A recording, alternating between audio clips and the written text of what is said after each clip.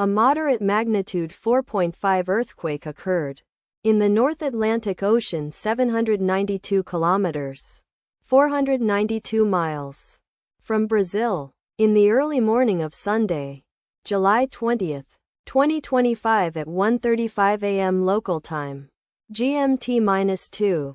The depth of the quake could not be determined, but is assumed to be shallow. The quake was not felt, or at least not reported so.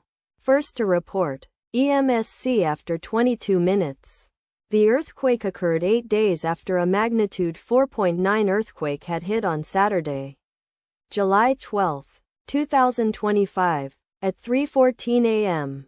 GMT-2 local time, in 26 kilometers, 16 miles, distance to the southwest. Data source from Volcano Discovery. Did you feel it? Let us pray. May the earthquake that occurred not affect our brothers and sisters there. May the earthquake not happen again.